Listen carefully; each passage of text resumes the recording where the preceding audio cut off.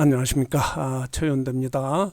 오늘부터는 한 12가지 그 과학 현상에 대해서 설명을 하려고 그래요.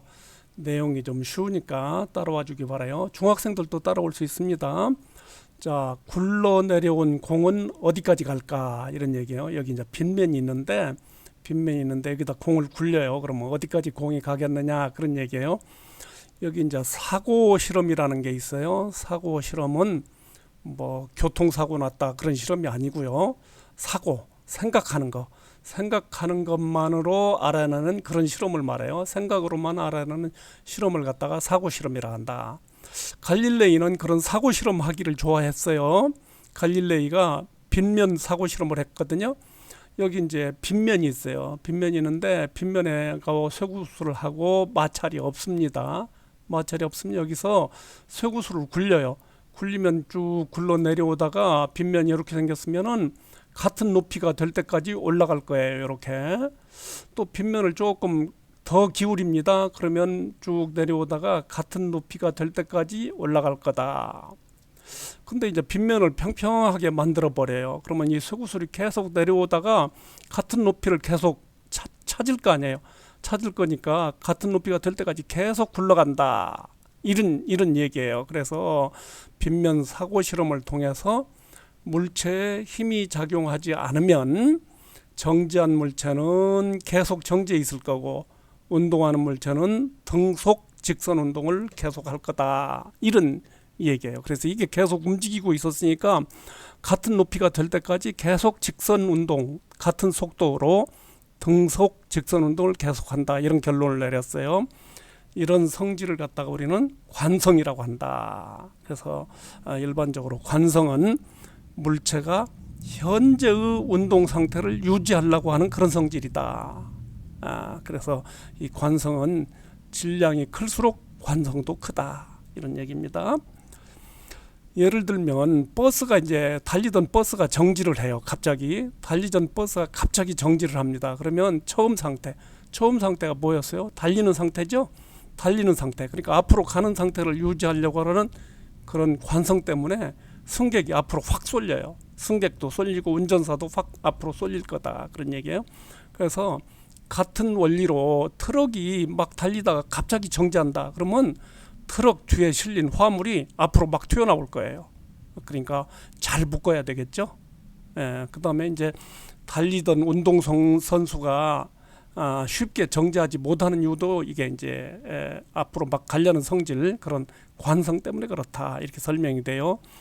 그 다음에 이제 동전을 막 쌓았다고 생각해 봐요. 동전을 쌓아놓고 중간 부분을 이제 손가락으로 팍 쳐내요. 세게 쳐내죠. 팍 쳐내면 위에 있는 동전이 그대로 이제 아래로 이렇게 내려오잖아요. 그것도 정지해 있으려고 하는 그런 관성.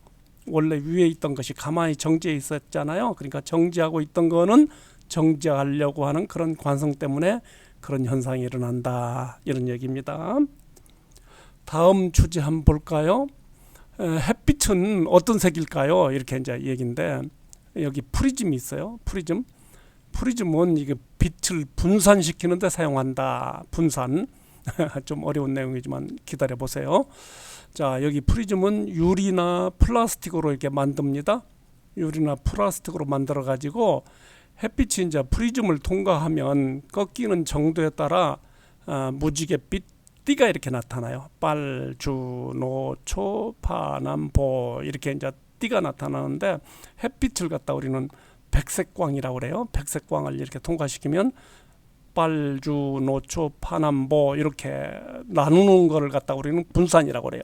그래서 이 색깔 중에서 가장 적게 굴절되는 색은 빨간색이에요. 그리고 빨주, 노초, 파남보 이렇게 되는데 보라색이 가장 많이 굴절이 됩니다. 보라색이 가장 많이 굴절이 된다. 그래서 이 7가지 색깔을 또 볼록 렌즈로 합쳐봐요. 합치면 어떻게 되냐? 거꾸로 백색광이 되는 거예요. 그러니까 빛이라는 것은 여러 가지 색깔이 섞여 있구나. 이거를 뉴턴 선생이 알아냈죠. 자, 무지개가 있어요. 무지개의 물방울은 작은 프리즘처럼 행동해요. 이 무지개 물방울이. 그래서 무지개는 항상 그 태양 반대쪽에 생기죠. 여기 이제 물방울들이 있어요. 물방울들이 있는데 햇빛이 들어와요. 이렇게 평평하게 들어오면 그 빛 빨간색은 좀 적게 꺾이고 보라색은 이렇게 많이 꺾이잖아요. 이렇게 꺾인다. 굴절되고요. 그 다음에 반사돼요.